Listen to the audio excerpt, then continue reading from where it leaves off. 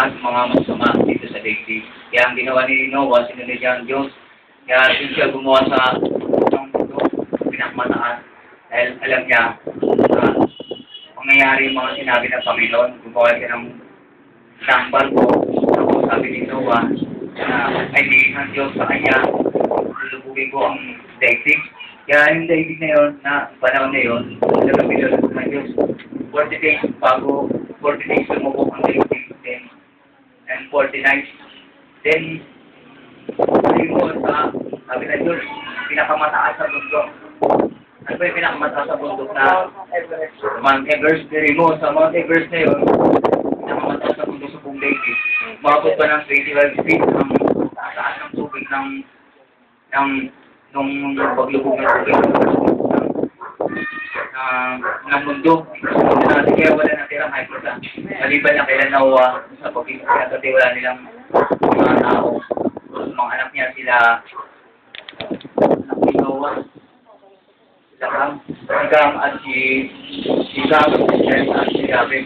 Paliwalo lang natira doon sa paglubog na yun, kasama kanyang asawa at ang kanyang mga anak. Kaya nagpapasalamat din ang Panginoon dahil mayroon talagang tumugon sa kanyang panawagan.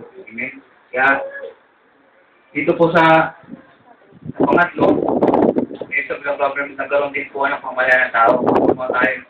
Kaya sabi ng mga tao, kaya gumawa tayo ng story. Yung story, gagawa po sila ng building ba yun? Pamparke ay matanyag. Ang imahe na ako ang gandamit. Kaya sabi ng Panginoon, alam ng Panginoon na ang tao na kakasunod dahil sa ito nila. Kaya bumaba po si Yahweh para wasakin yung mga plano ng tao. Kaya kung tayo wala sa Panginoon na tayo nagpaplano lang sa ating sarili, maaari tayo makumama. Okay? Kaya yung mga tao na yun, hindi sila nagtagumpay dahil yung sarili lang nilang iniisip nila para sila yun.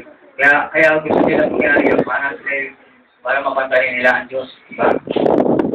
Para sila yung matanya, para sila yung makilala. Kaya ang Diyos talagang namumuhay sa mga ganong bagay, once na talagang gumawa sila ng mga masama. Okay? Ngayon, dito po sa Isaac na prophecy, yung po tinawag si Abraham. Si Abraham po ay sa kung descendants, sabihin po, inalang po tayo ni Abraham. Mahalayan po tayo ni Abraham noon panahon. Si Abraham po ay pinangakuha ng Diyos siya po ay magkakaroon ng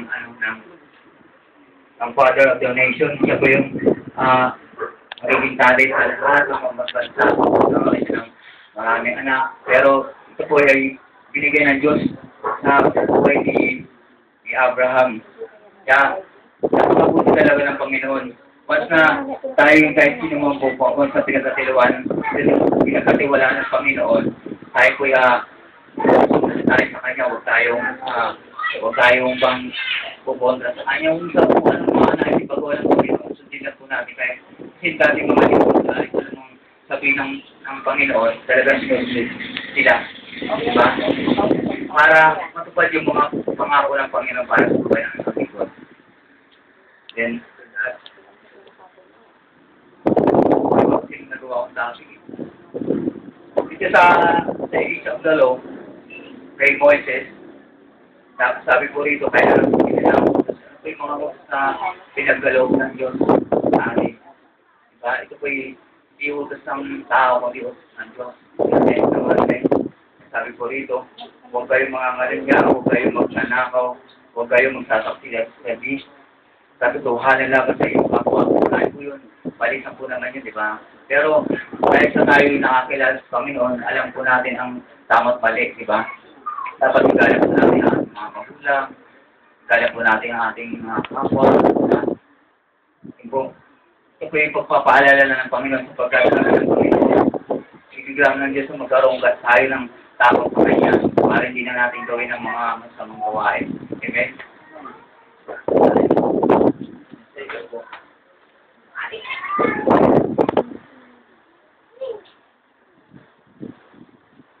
Ito yung the second of Samuel of Messiah. Si siya lang po yung taong pinanganak na lumatay dahil sa ating buhay ng sa lahat ng tao dahil po yung makasalanan. Kaya pinanganak dahil para sa atin, no? Talagang inalay niya ang kanyang buhay para sa atin. Pinako siya sa krus. Pero yung pinako sa krus, doon tayo nalaman na talagang tinubos tayo sa ating mga kasalanan. Amen? Dahil hindi dahil sa Panginoon, wala tayo. Hindi tayo naligtas. Kaya dahil sa habang ng Panginoon, ginawa niya lahat para sa ating buhay. Amen? Amen. Kaya, praise God dahil napakabuti ng Panginoon sa atin. Then, after that, nagkaroon po ng resurrection, ang muling pagkabuhay ni Kristo. Ito po yung pagkabuhay ni Kristo sa Holy Spirit ay bumaba. Holy Spirit po ang bumaba dito sa resurrection, ang muling pagkabuhay. Tingnan po natin sa Romans chapter 6, verse 8 to 11. Romans chapter 6, sabi po rito.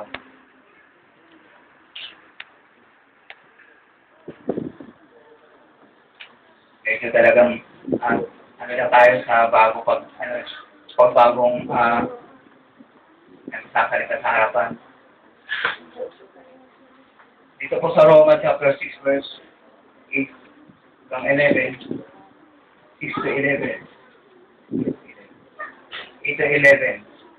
Ngunit tayo naniniwala mabubuhay tayo kasama ni Kristo. Kung namatay tayo kasama niya, alam natin si Kristo ay namuling ng pinuhay, hindi namuling mamatay, wala na ang kapangyarihan sa kanya, ang kamatayan.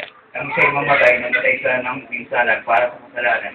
At ang buhay niya ngayon para sa Diyos. Kaya dapat ninyong bilang ang inyong sarili na patay sa kasalanan. Dapat buhay naman para sa Diyos ang inyong pakipag-isa kay Kristo. Tayo po'y ito po sa binasa po natin, dahil sa habang ng Diyos, tayo po'y nililis na sa ating mga kasalanan. Amen? Amen. Nabubuhay lang sa ating ngayon ay ang ating Espiritu. Espiritu na nabubuhay sa Panginoon. Yung ginayas ng Panginoon sa Kalbaryo, kundi yung blood of Jesus, diba? Hindi dahil sa kanyang dugo, hindi tayo maliligtas. Amen? Yan yun po. Then, ang pinaka-special na promise ng Panginoon, ang Messiah, ay salvation. Ano po yung salvation natin? Sa Ephesians chapter 2, verse 8 to 9. Sabi po rito, hindi lahat ang tumanggap, pero lahat po ay dapat ma-born again. Amen? Lahat po daw dapat ma-born again. In spirit. Basahin po natin sa Ephesians chapter 2, verse 8 to 9. Sabi po rito. Sabi po rito sa Ephesians chapter 2, verse 8 to 9. For it's by grace you have been saved through faith, and it's not for so that no one will boast. Sabihin po rito, tayo po iniligtas dahil sa ating mga pananampalataya. Amen? Hindi sa ating mabubuti gawa, kundi sa ating pananampalataya. Kahit naman po tayo gumagawa ng mabuti, kung hindi wala naman tayo pananampalataya, hindi naman natin tinanggap si Jesus, hindi pa rin tayo naligtas. Amen? Dahil sa biyaya ng Panginoon, sabi po rito, dahil sa biyaya ng Panginoon, nagkaroon tayo ng grace, di ba? Sabi po rito, grace and merited favor. Grace is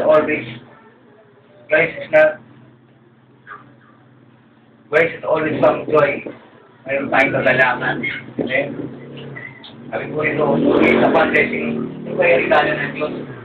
Ito ay regalo ng Diyos sa atin kahit masagana tayo at natiligtas. Amen? Grace upon us, conditional verse in Christ. Hindi dahil sa ating mabubuting gawa. Amen? Kaya sabi po rito, grace above grace. Grace of grace is freely of God.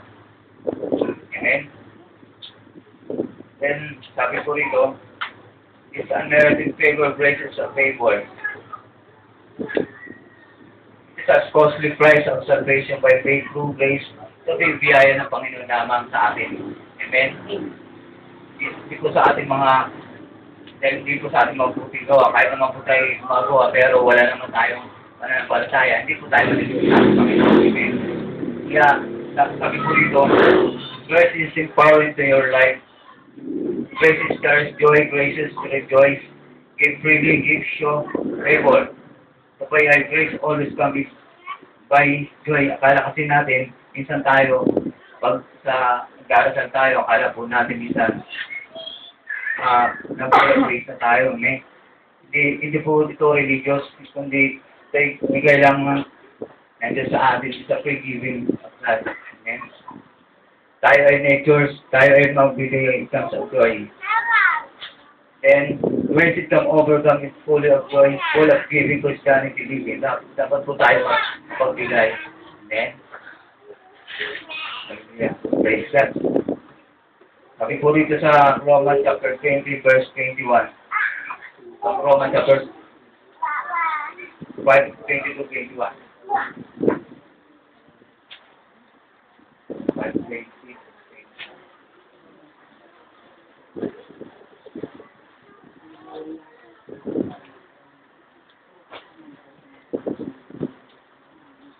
Na magkaroon ng kautusan, dumami paglabag ngunit. Sa Roma 5:20-21, na magkaroon ng kautusan, dumami ang paglabag ngunit kung dumami man ang kasalanan, lalo lang sumagal ang kagandahan ng loob ng Diyos. Kaya na kung paano maghahari ang kasalanan sa pamamagitan ng kamatayan, kaya hindi naman maghahari ang kagandahan ng loob ng Diyos sa pamamagitan ng pagpawalasala upang kapta ng buhay na walang hanggan sa pamamagitan ng ating Panginoon. Amen. Dito po, once na tayo karoon ng kasalanan, na-overcome po natin dahil sa salita ng Diyos. Amen? For example, tayo po, bigyan tayo ng, kung saan tayo tinawag ng Panginoon, bigyan tayo ng, bigyan po tayo ng Panginoon ng, saan ng gift, na musical pag-awit ng Panginoon. Tayo po ipagputihan po natin yung sabi niya. Pagputihan po natin tayo sa, bilang isang anak ng Diyos. Amen? Amen. Kung saan tayo tinawag, dapat kung saan tayo tinawag, makikita po tayo. Huwag tayong paalis-alis. Saan, magiging tayo sa bagay na yun. Kung ano pinagkatiwala natin. For example, tayo pinagkatiwala na medyo sa bilinis ng mga ng church, kung tayo mga gano'n, kagalinis ng church, dapat pangawang po natin na bigyan natin yung the best para sa Panginoon. Amen? Kasi yun po naman ang gusto ng Panginoon. At higit sa lahat, papurihan natin ang Panginoon dahil ang Diyos naman ang bibigay sa atin ng regalo nito. Kaya mag-focus tayo sa Panginoon. It is a gift of God. You can born again, you can mistake. Diba? Sabi po rito, once na kahit na born again naman tayo, minsan nagkakamali rin tayo, wala rin tayong, hindi tayo perfecto, lahat naman tayo makasalanan, di ba? Amen? And sabi po rito, siya po yung natapos na sa work of Calvary. Yun sa work of Calvary, ano po yung, sabi po rito, sa grace. Grace is, very underserved favor. Paano po tayo na sa biyaya po, nalitas po tayo, di ba? Ay, na-save tayo sa ating, dahil sa biyaya, na-save tayo sa ating pananampalataya. Amen? Ano yung pananampalataya natin? Faith sa Panginoon. Kaya, nung pinakos sa cross, doon lang tayo niligtas. Diba? Niligtas tayo ng Panginoon. Amen?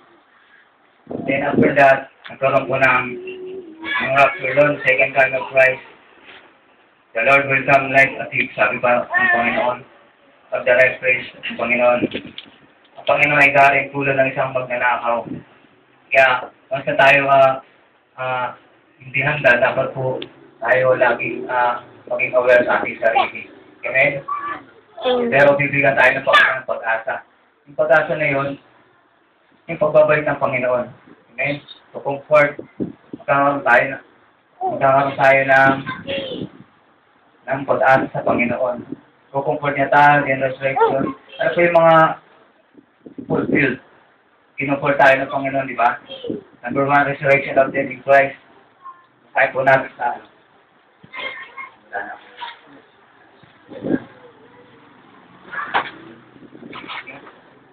Kahit po natin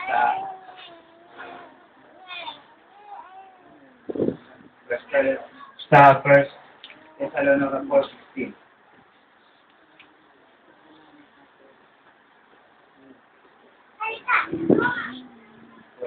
Sabi po rito, 4:16 to 18. Sabi po rito, sa araw na tinig ng arkanghel at ang tunog ng trompeta ng Diyos, bababa ang Panginoon mula sa langit.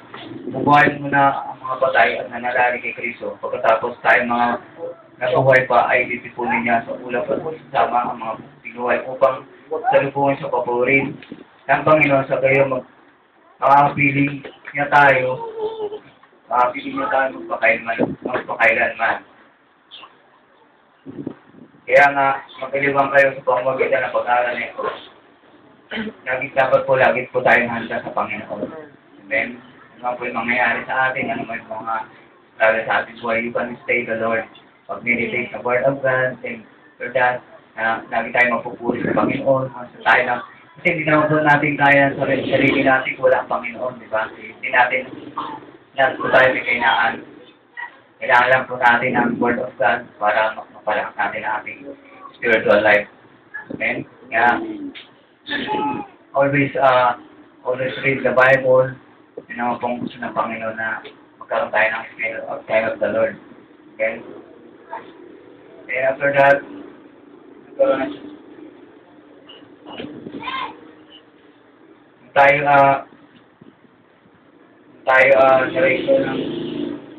nung karoon ng rapture ba naman ng Panginoon dito, pagkatapos ng tayong binuhay pa, ay pagkatapos ng tayong mga buhay pa, ay titipunin niya sa ulap.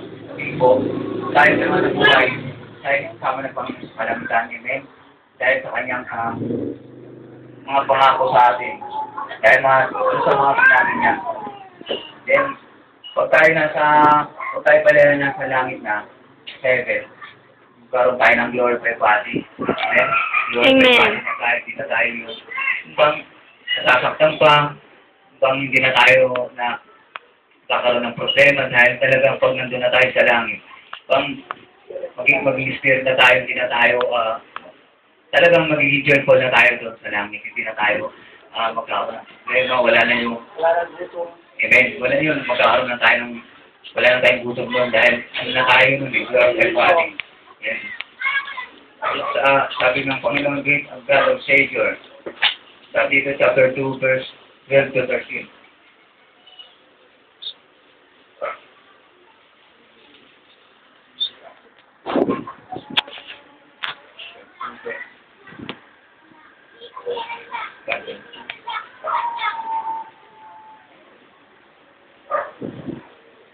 Nandiyan pa ba kayo? Amen.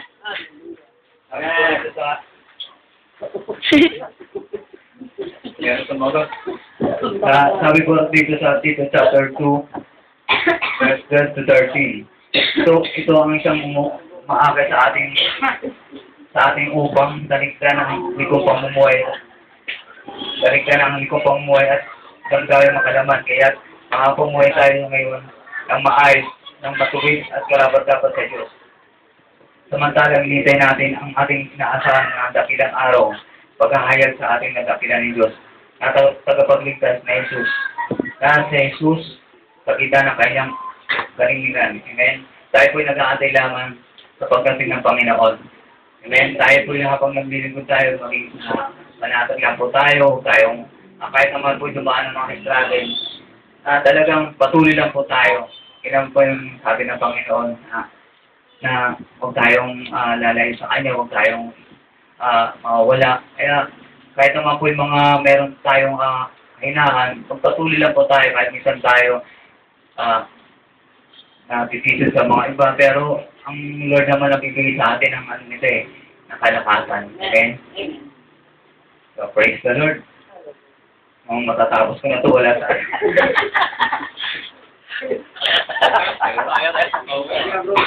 Go! Amen!